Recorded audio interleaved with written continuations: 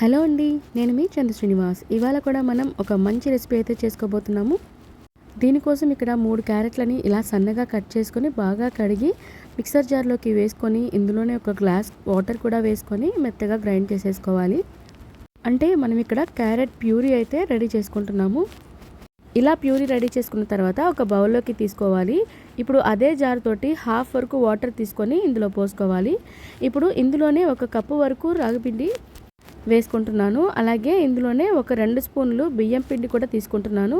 అలాగే 1 స్పూను ఉప్మా రవ్వ కూడా తీసుకోవాలి. ఇందులోనే టేస్ట్కి సరిపడినంత సాల్ట్ కూడా వేసేసుకొని బాగా కలిపేసుకోవాలి. ఇప్పుడు ఈ ప్యూరీలోకి రాగి పిండి ఇంకా బియ్యం పిండి ఉప్మా రవ్వ బాగా కలిసేలాగా కలిపేసుకొని ఇంకాస్త వాటర్ కూడా పోసుకొని ఇలా జారుగా వచ్చేలాగా కలుపుకోవాలి.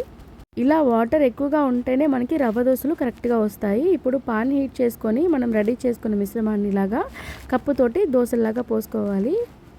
చాలా టేస్టీగా ఉన్నాయండి ఈ క్యారెట్ రవ్వ దోశలు. మాకైతే ఇంట్లో అందరికీ చాలా నచ్చేసాయి. ఇప్పుడు ఈ దోశల పైన ఆయిల్ పోసుకొని మీడియం ఫ్లేమ్లో రోస్ట్గా కాల్చుకోవాలి. కాలకుండా మనం దోశలు తీసామంటే అస్సలు రావు, అతుక్కుపోతాయి. బాగా కాలాక మాత్రమే తీసుకోవాలి. అప్పుడే మనకి క్రిస్పీగా నీట్గా లేసి వచ్చేస్తుంది దోశ. ఈ దోశలు చట్నీ, కారం ఇంకా ఏదైనా కుర్మా దేంట్లోకైనా చాలా టేస్టీగా ఉంటాయి. తప్పకుండా ట్రై చేయండి. టేస్టీయే కాదండి, మీరు గమనించినట్లయితే హెల్దీ కూడా. మనం రొటీన్గా చెప్పే డైలాగే టేస్టీ ఇంకా హెల్దీ. దోశలు చూడండి ఎంత చక్కగా లేసి వచ్చేసాయో. చాలా క్రిస్పీగా తింటుంటే అసలు నోటికి చాలా బాగుండింది. నేనైతే ఏ చట్నీ చేయలేదండి. మధ్యాహ్నం చేసిన ఆలూ కర్రీ ఉంటే అదే వేసేసుకున్నాము. ఇంకా ఏ చట్నీ చేయలేదు. చాలా బాగుండిందండి ఆలూ కర్రీలోకి అయితే. ఈ దోశలు క్రిస్పీగా ఉన్నాయి.